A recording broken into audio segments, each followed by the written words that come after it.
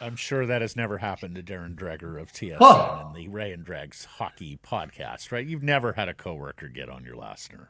No, never. At least not in the last hour, but I'm all obviously working from home in studio for the lone game of the night on Sunday night with Utah and Toronto, and I'm there with Cheryl, and I'm there with the O Dog, and I'm there with James Duthie, and yeah, on occasion the wires will touch. I won't identify with whom, but they do occasionally. I'm guessing it wasn't Cheryl. No, Exactly.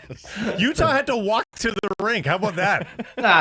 I mean, the whole thing is absurd, right? Like, number one is if the travel people for the Utah Hockey Club didn't know that the Santa Claus parade was happening in downtown Oh, Toronto. is that I mean, what happened? yeah, I mean, you guys know. I mean, clubs, especially the support staff, share information all the time.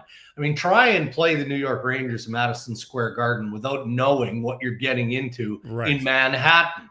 So the people of the New York Rangers would share that with any of the visitors. Likewise in Toronto. So I don't know. I don't know if the bus driver got lost or what happened and ran. But also, why aren't they face staying at the first. Delta right across the street from the rink?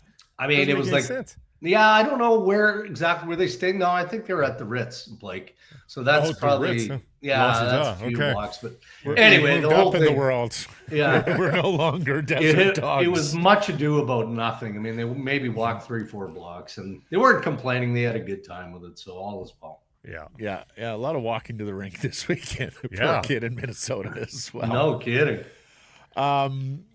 Defense trade market drags. We've talked about this over the season. It Yeah. is heating up here a little bit, and a Little bit. new name has emerged. Although I guess a new old name, given that the New York Rangers were hoping to trade Jacob Trouba and his no trade clause previously, but now are intent on making some moves after a bad loss in Edmonton. What can you tell us about the Trouba situation? Well, and what's bizarre about it is Chris Kreider reportedly also involved in this, and you know, Chris Drury, the general manager for the New York Rangers, has a boatload of expiring contracts that he's going to have to address. Well, those two guys aren't among those, so he's clearly trying to do some work publicly, even though I'm sure he would never admit that. This isn't our first pass with Jacob Trouba. I remember reporting on this at the draft, and you know how Trouba had dug in at that point for family reasons. His wife is becoming a doctor, and she's in a residency, so there's good reason there with this young family to dig in and want to stay in New York. That still applies. Nothing has changed for Jacob Trouba. So he does have a no trade clause, and I believe he had to submit a number of teams. But look, any teams with interest in Jacob Trouba would call the agent and say, all right, well, is he where's his headspace here? And chances are the message going back is, nah, you know what? He's not interested in being traded in season. You know, if you want to revisit this scenario in the summer, well, that's a completely different scenario. And I think his interest is in going to the Western Conference, but not in season now with the New York Rangers. And I feel like that applies to Kreider as well. They had no move clauses that shifted over to the no trade. And I think Kreider had to submit a list in July of 15 teams that he wouldn't go to. So Chris Drury is somehow, some way getting word out there through a myriad of different ways, because I think there were emails sent to other general managers that those two experienced guys are in play, but that doesn't necessarily mean that they're going to be traded. Before Canuck fans get too excited, though, you know, about the possibility of a Trouba, and I know Trouba's got his detractors as well in every market, but like that's a team that's not flushing the season. Like that's a team that is trying to change the chemistry, I think, of the team, aren't they, Darren? Like that's a significant player that needs to go back for Trouba, no? Yeah, for sure. And it feels a little bit knee-jerk to me, just the possibility. I look at Chris Kreider, and is he the player that he once was? Well, probably not. And likewise for Jacob Trouba. But they're still both impactful players. You know, Kreider, as a speedy winger, I think a lot of teams could envision how he might be of some use and could help them out. But what are you getting, back to your point, Blake? The New York Rangers they're supposed to be and should be, and I still think they are a top contending team in the Eastern Conference. What it shows us, you know, in their loss to Edmonton, is the parity that exists around the National Hockey League. You know, it was just a game or two ago, we were talking about the floundering Edmonton Oilers, the dysfunction of the Edmonton Oilers, and then they beat the Rangers. And now we're talking about the New York Rangers and Chris Drury wanting to unload two significant assets. So I think it's where we're at in the calendar. Teams have surpassed the 20-point plateau, the quarter mark of the season. U.S. Thanksgiving is right around the corner, and you've got desperation. And some of that desperation comes from ownership, and that most definitely applies to the Dolans in New York, who are in charge of the New York Rangers. So a lot of this could be just simply lighting a fire to get that team going in New York.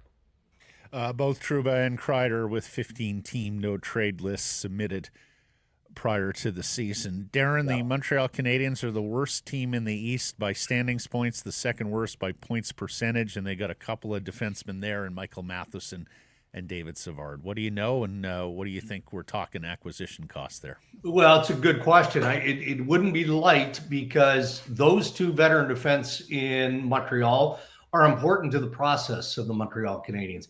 We again look at the prospect pool, and that includes NHL prospects who are playing in the National Hockey League on that blue line, and you see promise, but they need to be insulated, right? And Matheson and Savard do exactly that. They provide quality minutes for Marty St. Louis, but also again are trying to teach the younger generation of what you need to be, as consistent as you need to be an influential NHL D-man. And so that doesn't mean what I'm building a case for is why these players shouldn't be traded. But then you have to look at where the Montreal Canadiens are. And it isn't about 24-25. It's about 25-26. And they're not doing very well. They've got good games, but they've had more bad than they've had good. And there's a ton of pressure on the organization because the fan base in Montreal is tired of the same old dance. So they do have to improve for next year. So Kent Hughes has to be listening, has to be talking. So if you're trading the player like Savard or Matheson, again, you've got to get something back that matters, not just a draft pick that is going to potentially maybe make you better 5 years from now. There's got to be a piece that is NHL ready, I would think, unless you're talking about a loaded draft pick, like a first-round pick or whatever the asking price is. So I'm not skeptical of those names, because those names are on trade bait lists, and I've heard those names from other general managers, but I think at this stage of the season, it's going to be a costly transaction. We're not on Marcus Pettersson news, but he's playing on a team that's got a .391 points percentage, looking up at the Montreal Canadiens. Now, I respect the fact the Penguins don't want to embarrass Sidney Crosby, and Sid doesn't want to get to a level of frustration. I mean, nothing drastic is going to happen there, but you just don't want to frustrate a legend, right? Right. So trading away everybody is probably not, in order. No. But what do you do if you're Pittsburgh? You are what you are. You're very clearly not a very good team, and you can get something for all these players. How much pressure is on Dubas to act now rather than wait till the deadline? Well, not a ton, because look, Kyle is in it for the long term here, and I mean that literally and figuratively. When you look at the contract that he negotiated to become the boss of the Pittsburgh Penguins, of course it's difficult with Crosby and with Evgeny Malkin and Chris Letang, and those are guys who are loyal and committed, and they believe that there is enough there that they can climb out of this hole. They're not able to show that. They're just not. And I don't think that Dubas is in the market for life preservers. I think he's looking at what he has expiring, guys with term of a year, maybe 2 years, and moving out those pieces. So Marcus Pettersson's name has been out there for a while. And Dubas is no different than a lot of teams who, at the very least are taking hold of a project here. Not a rebuild, but a project. So he as well is looking for young NHL players and prospects and the draft picks and all of that. I would say that among the general managers most active, he's right at the top of the list. And maybe that's to a sense of urgency, but I think that there's a different feel around Kyle Dubas and the Pittsburgh Penguins than there would be around Barry Trotz and the Nashville Predators. Barry kind of went all in, didn't he, in the offseason, and acquiring the pieces that he added to the roster of the Predators, and it's failed. You could argue that it's failed miserably. Dubas knew what he was getting into. He tried to bring in some reinforcements, and we see that in Erik Karlsson and some of the other pieces that he brought in, and has traded some of them away, but now recognizes that there has to be some sort of kind of managed teardown, if you will. But Pettersson is one of the many people. Just look at their list of unrestricted free agent forwards in Pittsburgh too. It's unbelievable. And all of those guys are available via trade. And Marcus Pettersson is part of the group. San Jose might be amongst the first to sell. We know that's a multi-year project. To be specific, Mario Ferraro. No one's trading Ray. And Cody Ceci. Dregs, you think he could be amongst the first defensemen to move here as a UFA to be on a bad team? Well, I don't know if he's among the first, Matt, but I would say that, he's definitely a player that Mike Greer would be listening on. And I think that Cody Ceci gets a bad rap, because we can remember some struggle days back with the Ottawa Senators and kind of look at his career in general. But I want to look to his more recent stop, and that was, the year that he had last year, specifically with the Oilers. And I think he was a key part of that team going as deep as they did in the playoffs. And, people in that organization who I trust say that on many nights, so their most responsible, reliable, persistent, consistent defenseman, Matthias Ekholm. Okay, not a news flash, no surprise there. Cody Ceci on a number of nights would be the second player on that team, defensively speaking. And that hasn't been lost on Oilers fans and by people around the National Hockey League. And now when you look at that Edmonton blue line, I know Stan Bowman wishes we'd stop talking about his blue line, but you kind of have to. And the loss of Cody Ceci, the trade of Cody Ceci, is a part of why. And a part of why the Oilers are as inconsistent as they are. So, what would it take to get Cody Ceci? I'm not so sure, but I do know that Barry Trotz is looking for players with some experience who can maybe provide a little bit more push, but also give him a little bit of long-term stability. Wow, sorry, I'm getting confused here. I'm thinking about Ceci and the San Jose Sharks and going back to Barry Trotz.